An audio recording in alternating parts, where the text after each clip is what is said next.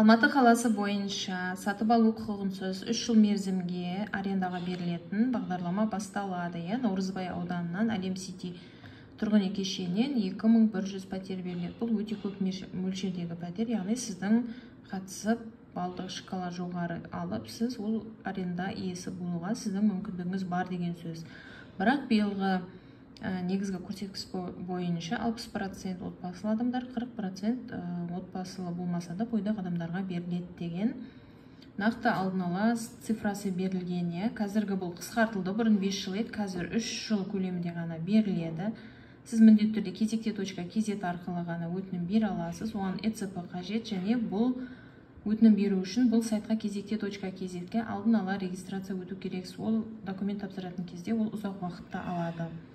Әр шағы барлығы тұрады. Міндетті түрде жарамды электрон цифрлы қолтаңба болу керек, және сіз барлық құжаттарды сол жерге электронны сканер вариантына прикрепить ету керексіз. Бұл жерде кімдер қатыса алады? 35 жасқа толмаған, жоғарғы оқу орны немесе орта біліміне беруден кейінгі кәсіптік немесе техникалық оқу орындарында бітіргендігін дәлелдей алатын құжаты бар, яғни дипломы бар азаматтар қатыса алады. Және Алматы қаласында міндетті түрде 3 жыл көлемінде пропискаңыз болу керек. Уақытша временный емес, постоянный прописка болу керек.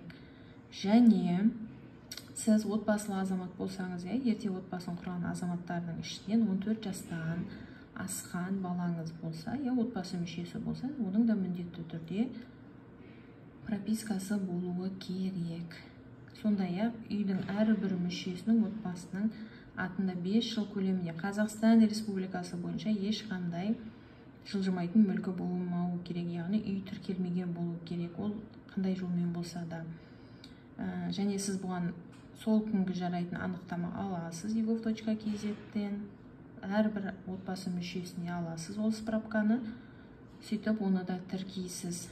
Сондай-ақ сіз соңғы 6 ай көлемінде зейнетақы қорына сіздің постоянно жұмыс істейтініңізді дәлелдейтін зейнетақы аударымы болу керек.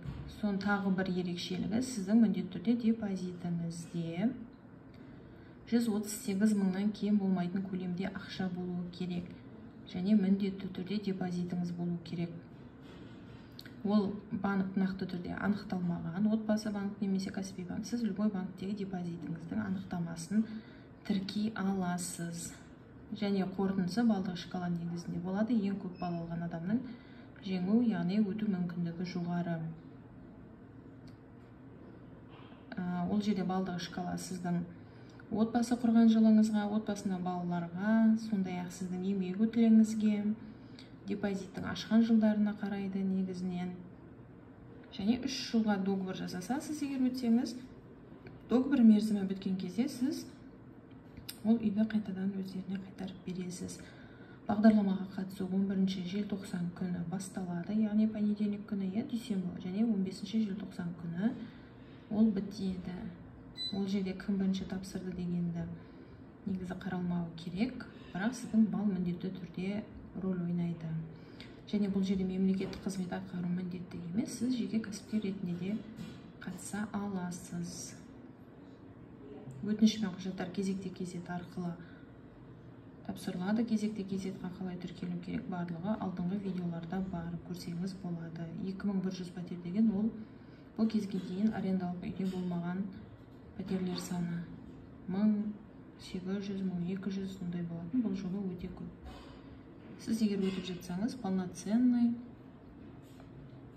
однокомнатный квартираны арендаға аласыз. Және сіздің айлық есептік көрсеткішіңіз 138 мыңнан кем болмауы керек.